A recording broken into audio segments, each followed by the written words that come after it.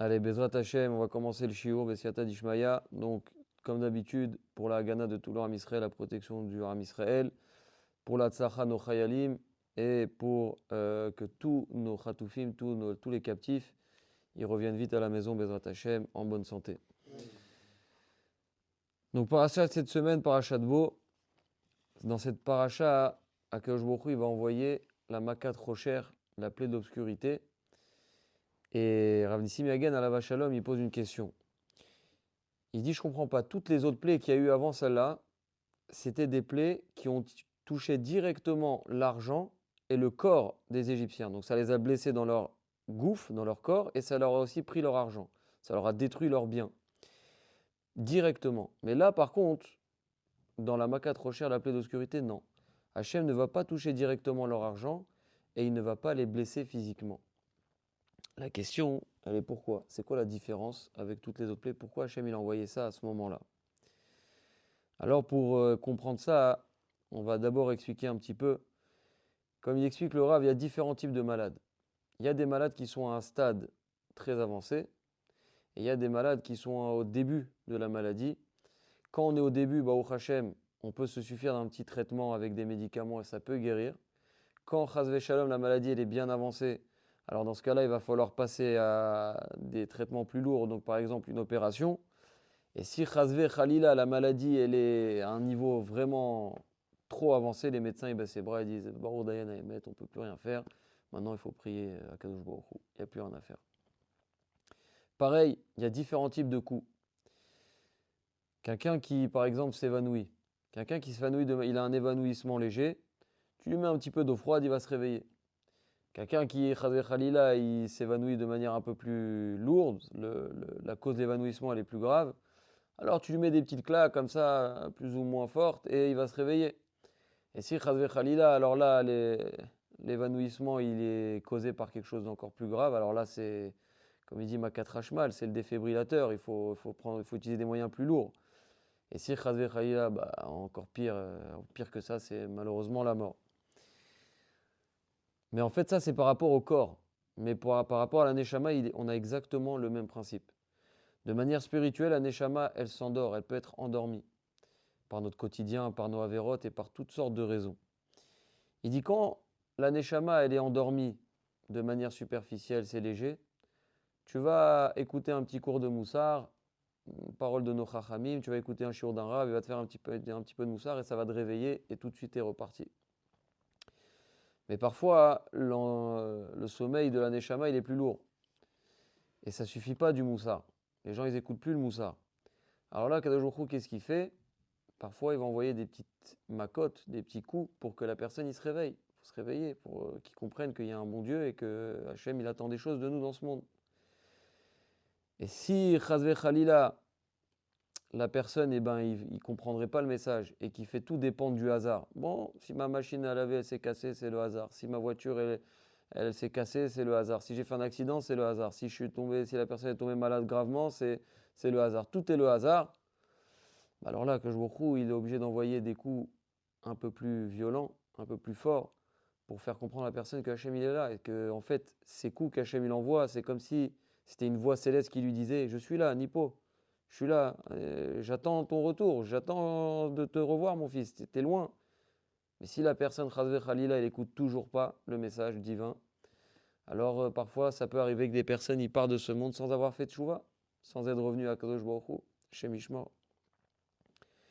Pour illustrer ça un petit peu, et pour continuer dans l'explication, Rav Nissim Hagen ramène une histoire vraie, d'un papa qui avait un fils unique. Fils unique, et il l'aimait énormément, comme tous les parents, mais comme c'était son fils unique, il avait un amour pour son enfant qui était énorme. Et il a tout investi pour lui, son argent, son temps, tout. Et il voulait que son fils réussisse dans la vie, et donc il lui a payé des hautes études, il est devenu avocat, Baruch Hashem, l'enfant il a réussi. L'enfant aussi était très proche de son papa. Et à un moment donné, le père, il voulait que son enfant il aille encore plus loin. Et il lui a proposé à son fils, regarde, tu sais, il y a une école aux États-Unis pour devenir juge, c'est une des meilleures écoles du monde. Tu voudrais pas faire ça? Et l'enfant, il dit oui. Et il part aux États-Unis. Et il réussit les tests pour d'entrée de cette école et il réussit. Bon, Hachem, il devient une personne importante aux États-Unis. Et on sait qu'aux États-Unis, il y a comme un peu partout en Chutz La'aretz, en dehors d'Israël, parfois même en Eretz Israël, mais il y a une grande assimilation. Et il était dans une école qu'avec des goïms, et donc il s'est marié avec une goya. Et du jour au lendemain, plus de nouvelles. Il répond plus à son père, ni au téléphone, ni en courrier, rien du tout. Papa, il s'inquiète. Et au bout de 2 mois qu'il n'y a plus de nouvelles, il prend un billet. Donc il envoie un courrier à son fils, il dit écoute, je ne sais pas pourquoi tu ne me réponds plus. Mais en tout cas, sache, voilà, j'ai pris un billet, j'arrive à l'aéroport, telle date, telle heure, j'espère te revoir là-bas. Il arrive sur place, personne, l'enfant déçu, le papa, il ne voit pas son fils à l'aéroport. Il arrive à l'adresse de son fils, parce qu'il connaissait l'adresse où habitait son fils. Il arrive là-bas, il tape à la porte, qui c'est qui lui ouvre? La femme de ménage. Bonjour, voilà, le papa il se présente, est-ce que mon fils Jake est là? Non, il n'est pas là, il est au bureau. Ok, est-ce que vous avez l'adresse du bureau? Oui, il lui donne l'adresse, il arrive sur place. Il rencontre la secrétaire, il dit voilà, est-ce que vous pouvez dire à Jake que son père est là? La secrétaire dit désolé, mais Jake, j'ai parlé avec lui il n'y a pas longtemps, pour lui il m'a dit que son père était décédé déjà depuis quelques temps. Il dit pardon? Je dis oui. Bah écoutez, je vais vérifier, je vais voir avec lui, je vais essayer de taper à sa porte, je vais voir. Et quand la secrétaire revient, il dit oui, effectivement, il a dit qu'il n'avait plus de papa. Que son père est décédé et qu'il n'a plus de père. Et là, le père, il est effondré. Il dit c'est quoi cette histoire? Pourquoi il me fait ça? Bref, le père dépité, il s'en va. Et au bout de 2 semaines sur place, il décide de reprendre son billet pour retourner en Eretz Israël. Et là, le jour du départ, il va pour prendre le taxi, il reçoit un coup de fil. Qui c'est qui l'appelle?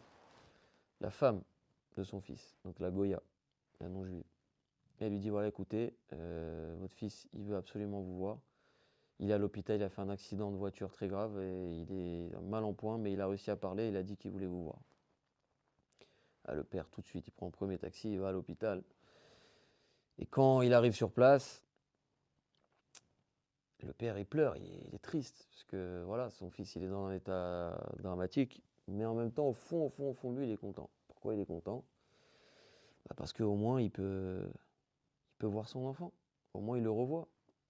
Ça faisait des mois que je ne l'avais pas vu, maintenant je le revois. L'histoire, elle se termine là. Et comme il dit Rav Nissim Yagen, de cette histoire, on a compris qu'il y a un grand moussard derrière. Akadosh Baruch Hu, c'est le papa. Nous, on est le Ham Israël, on est le fils. Mais Hachem, il veut nous voir et entendre notre voix, Keshanu Bri'im ou Meusharim, quand on est en bonne santé et que tout va bien, qu'on est heureux. Mais si on n'a pas le temps et qu'on est dans la course de la vie et qu'on ne prend pas du temps pour rencontrer Dieu, donc par la prière, par l'étude, par plein de choses, alors là, Khalila, la rencontre avec Dieu, elle peut se faire dans une autre situation lorsque parfois l'homme il va prendre un coup et que là il va commencer à crier vers Dieu et à dire ah bah j'ai besoin de toi papa, j'ai besoin de toi, sauve-moi. Mais pourquoi tu attends de rencontrer Dieu que quand ça va pas? Et c'est ce qu'il va expliquer.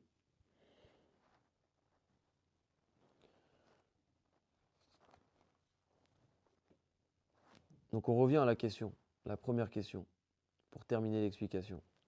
La première question c'était pourquoi Hachem il a envoyé cette plaie de l'obscurité? Avec ce qu'on a expliqué, on va comprendre. Pourquoi Hachem il a envoyé cette plaie de l'obscurité qui ne ressemble à aucune des autres plaies? Ça touche ni leur corps, ni leur argent, directement.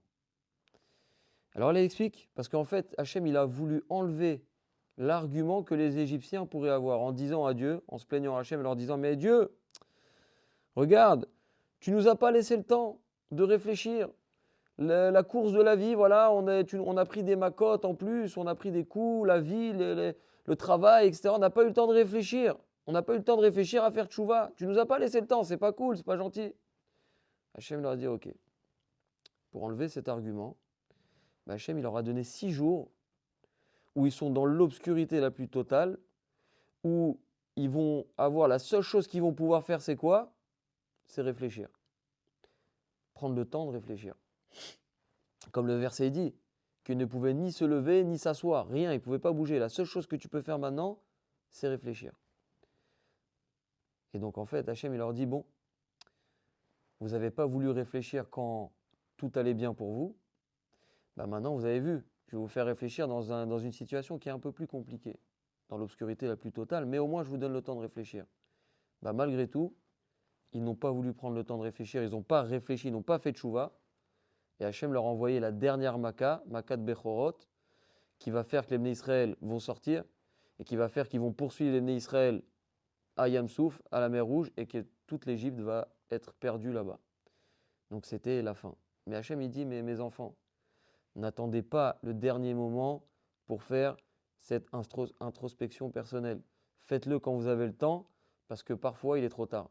Donc ça, c'est la grande leçon de Makat Rocher de l'obscurité, de réfléchir à notre vie, est-ce qu'on est dans le bon chemin ou pas, prendre le temps quand tout va bien, maintenant que Baruch Hashem tout va bien, de prendre le temps, ce petit temps-là dans la journée, de dire voilà, est-ce que je fais bien, qu'est-ce que je peux faire de mieux, qu'est-ce que je dois changer dans ma personne et dans ma vie.